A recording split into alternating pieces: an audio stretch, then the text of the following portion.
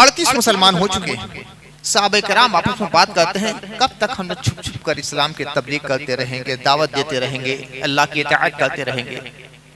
हुज़ूर सल्लल्लाहु अलैहि वसल्लम की बारगाह में अर्ज़ की जाए, या रसूल अल्लाह, हम लोगों को हरम शरीफ में जाके इबादत करने की इजाजत दी जाए। लेकिन हुज़ूर सल्लल्लाहु अलैहि वसल्लम का अदब व एहतराम की वजह से तमाम सहाबा आपसे गुफ्तगू करने की जुर्रत नहीं करते थे। लोगों ने मुंतखब किया हज़रत अबू बकर से, इसलिए कि हज़रत अबू बकर रज़ियल्लाहु तआला अन्हु हुज़ूर सल्लल्लाहु अलैहि वसल्लम से उम्र में कुछ छोटे थे और बचपन ही से रसूलुल्लाह के साथियों में थे। उन्होंने अर्ज़ की, या रसूल अल्लाह, सहाबा ये चाहते हैं कि हम लोग हरम मोहतरम में जाकर खुदाए काबा की इबादत करें। अल्लाह के रसूल ने फरमाया, अभी तुम लोग की तादाद बहुत कम है, इन लोग के जुल्म और बर्बरियत देख रहे हो। बिलाल के साथ, अम्मार के साथ, यासिर के साथ, सुमैया के साथ क्या सुलूक किया जा रहा है, सब तुम्हारे सामने है ना। हज़रत अबू बकर ने ज्यादा इसरार किया, या रसूल अल्लाह, दिल बेकरार है, जो सजा मिलेगी हम सहने के लिए तैयार हैं। इश्क में जो दर्द की लज्जत मिलती है, हमारा दिल उसे सहने के लिए बेकरार है। रसूलुल्लाह सल्लल्लाहु अलैहि वसल्लम ने इजाजत दे दी। अब ये 38 सहाबा किराम का काफिला चलता है दार अरकम से। आका करीम सल्लल्लाहु अलैहि वसल्लम आगे आगे है, उनके पीछे हज़रत अबू बकर है, उसके बाद तमाम सहाबा है, 38 सहाबा किराम।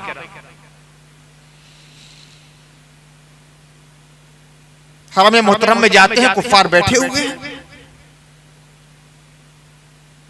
जिस कबीले के जो सहाबी थे अपने कबीले में जाकर बैठ गए। हुज़ूर सल्लल्लाहु अलैहि वसल्लम भी एक जगह तशरीफ फरमा हो गए। अब तमाम काफिरों की निगाह इन लोगों की तरफ, हज़रत अबू बकर खड़े हो गए।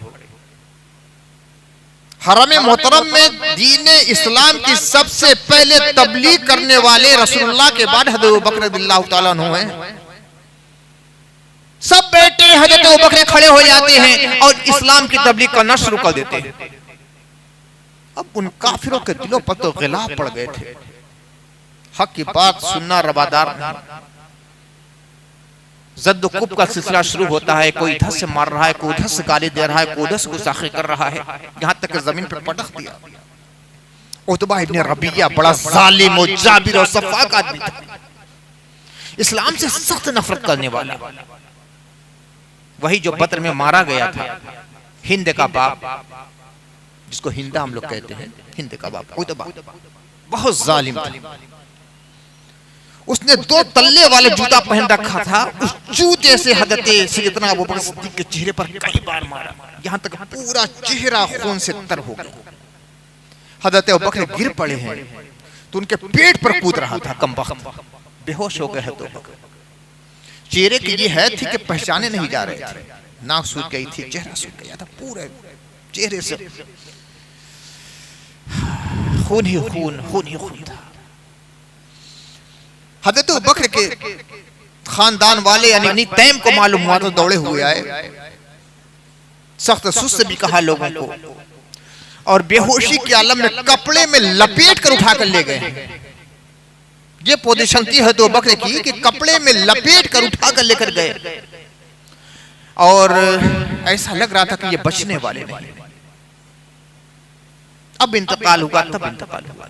इतना मारा था लोगों ने। सैयदना अबू बकर सिद्दीक,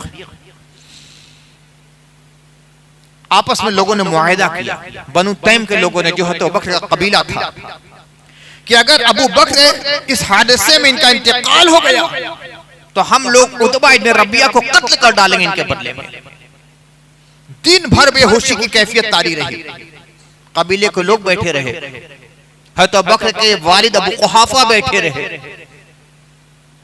रात को होश आया,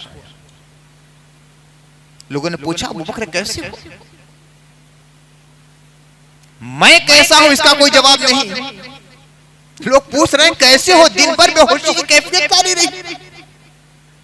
पूछ रहे हैं कैसे हो, तो वो कहते हैं मोहम्मद रसूलुल्लाह कैसे हैं, उनके बारे में। ये है इश्क, ये है मोहब्बत, ये है जानेसारी, ये है फिदाकारी, ये है वफादारी, ये है जासेपारी का जज्बा। इश्क इतना आसान नहीं है। जिगर ने कहा था ना, ये इश्क नहीं आसान, इतना ही समझ लीजिए, एक आग का दरिया है और डूब के जाना है। इश्क और मोहब्बत हकीकी जो होती है, आग के दरिया में डूब कर जाना पड़ता है, खून के दरिया को पार करना पड़ता है, पचमे शोले सुख के नीचे रहना पड़ता है, अपनी नफ्सानियत का खून करना पड़ता है, अपनी ख्वाहिशात, अपने जज्बात, अपनी उम्मीदों, अपनी आरज़ुओं का गला घूटना पड़ता है। बस निगाह होती है तो महबूब की तरफ, वही क़िबला होता है, वही काबा होता है, वही मरजा होता है, वही मावा होता है। हुज़ूर रहमत आलम सल्लल्लाहु अलैहि वसल्लम के बारे में हज़रत अबू बकर सिद्दीक़ पूछते हैं जब, तो कबीले तैम के तमाम लोग तो काफिर थे, लान तान करते हुए वापस चले जाते हैं। दिन भर हम तुम्हारे लिए बैठे थे, तुम्हारी ज़बान खुली है तो मोहम्मद के लिए खुली नहीं है।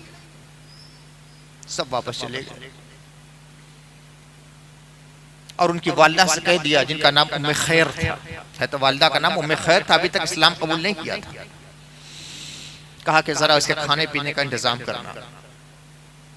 अब जब सब लोग चले गए तो वालिदा आती हैं, बेटा कुछ खा लो, कुछ पी लो, कुछ दूध पी लो, कुछ पानी पी लो। नहीं नहीं, रसूलुल्लाह कैसे हैं पहले इनके बारे में बताओ। रसूलुल्लाह को भी लोगों ने मारा था, उनको भी ज़रबे पहुंचाई थी जालिमों ने, उनके बारे में मुझे बताओ, मुझे फिक्र लगी है तो उन्हें लगी। कहा कि मुझे तो नहीं मालूम, मेरा कोई राब्ता नहीं। कहा कि उम्मे जमील के पास जाओ, ये हजरत उमर की बहन थी, इस्लाम कबूल कर चुकी थी मगर अपने इस्लाम को छुपाए हुए थी। कहा कि उम्मे जमील के पास जाओ, उनसे पूछो कि रसूलुल्लाह की कैफियत क्या है, हालत क्या है। हजरत अबू बकर सिद्दीक़ की वालिदा उम्मे खैर हजरत उम्मे जमील के पास, हजरत उमर की बहन के पास जाती है, कहती हैं कि मोहम्मद इब्न अब्दुल्लाह के बारे में बतलाओ, मेरा बेटा अबू बकर है ना, को बहुत परेशान है। तुम्हें मालूम हुआ होगा कि मेरे बेटे को लोगों ने मारा है बहुत ज्यादा, दिन भर बेहोश था, होश में आया है तो मोहम्मद की बातें कर रहा है, जरा उनके बारे में बतलाओ। उसी ने तुम्हारे पास भेजा है। क्योंकि हजरत उम्मे खैर ने अपने इस्लाम को अभी तक छुपाया था रसूलुल्लाह के हुक्म से, इसलिए कोई जवाब नहीं। कहा कि मुझे क्या पता कि मोहम्मद इब्न अब्दुल्लाह क्या हाल है, मैं क्या जानूं। लेकिन ठीक है, तुम अपने बेटे की जो कैफियत बयान कर रही हो तो मैं तुम्हारे साथ चलती हूँ, देखती हूँ तुम्हारे बेटे के बारे में। हजरत उम्मे जमील उम्मे खैर के साथ हजरत अबू बकर को देखने के लिए आती है। देखती है, अश्कों का तूफान आंखों से जारी हो जाता है, तड़प उठती है। हजरत अबू बकर रज़ियल्लाहु तआला अन्हु पूछते हैं, रसूलुल्लाह कैसे हैं ये बतलाओ मुझे। वो इशारा करती हैं हजरत अबू बकर की वालिदा की तरफ, ये बैठी हुई है, कहीं कोई हर्ज नहीं है, बतलाओ, बात खुलने वाली नहीं।